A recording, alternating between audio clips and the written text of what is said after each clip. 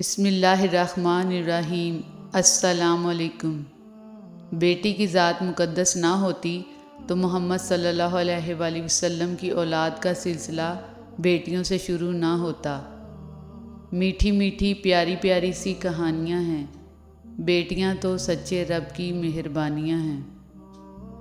بیٹیاں سب کے مقدر میں کہاں ہوتی ہیں، گھر خدا کو جو پسند آئے وہاں ہوتی ہیں۔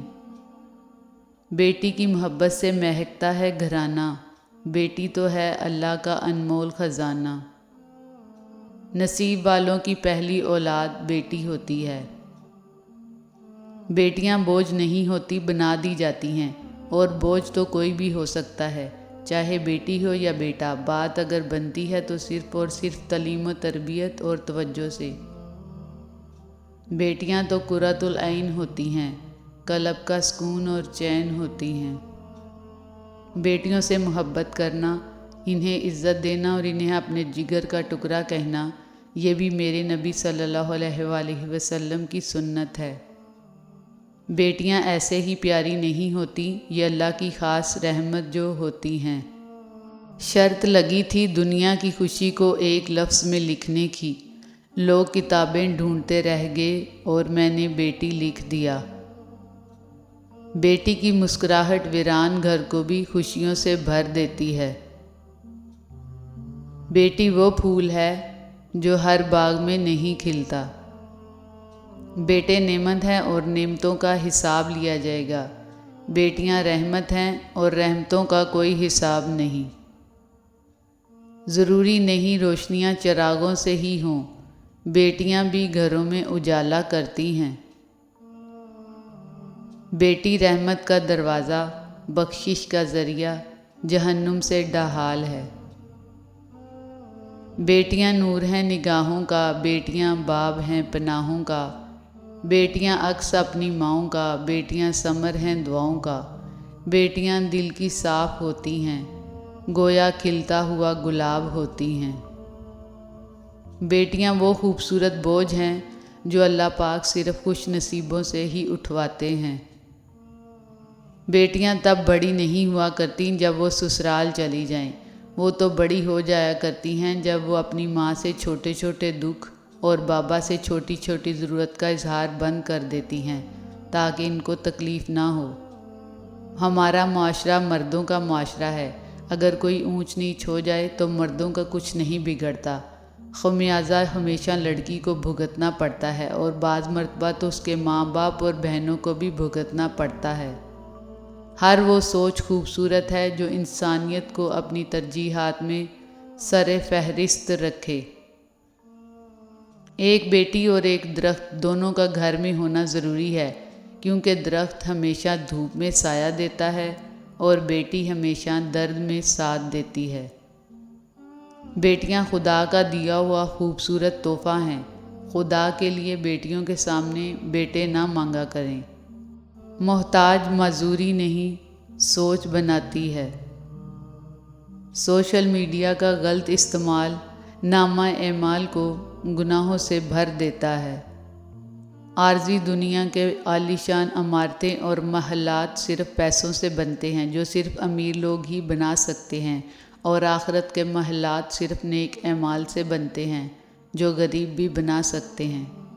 آنکھیں بند ہونے سے پہلے اگر کھل جائیں تو زندگی سدھر جاتی ہے۔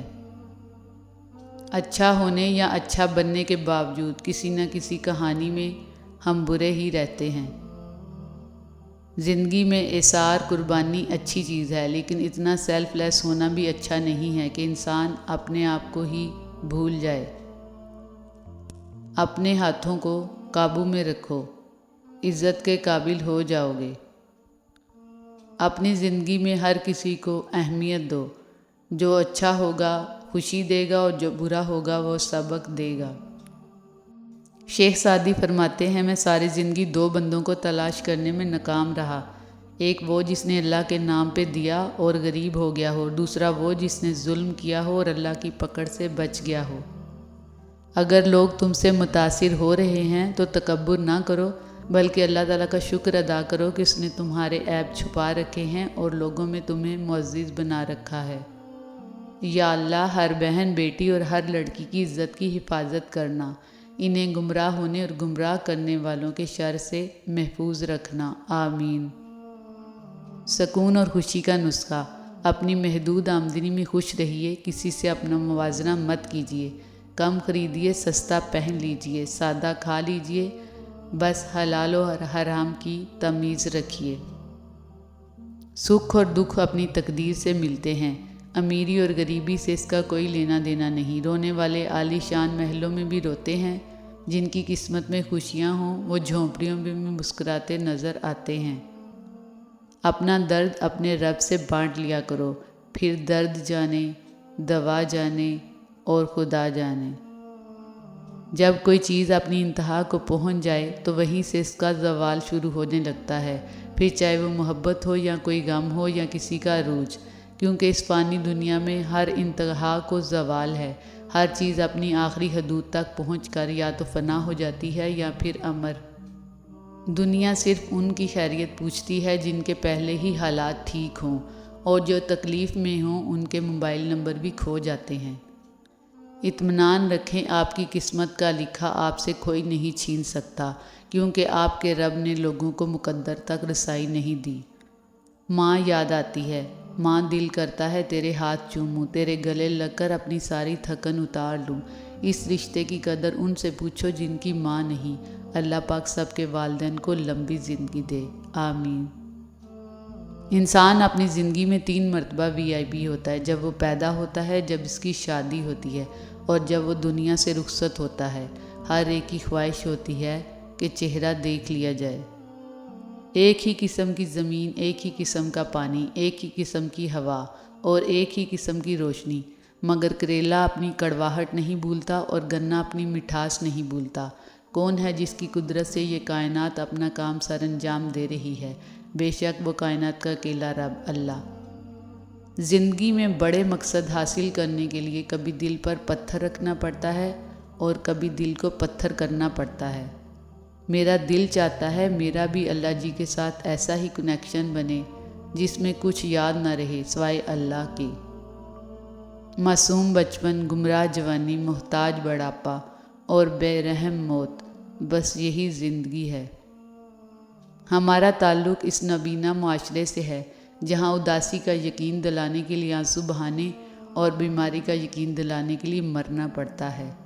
غلطیوں کو یاد رکھنا چاہیے، کیونکہ غلطیوں کو یاد رکھنے سے ان کو دہرانے کے چانسز کم ہو جاتے ہیں۔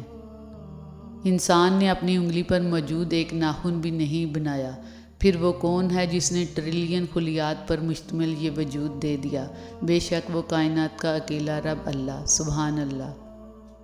اگر دنیاوی محبت کے 100 ٹکڑے کیے جائیں تو 99 حصوں کے حقدار ماں باپ ہیں۔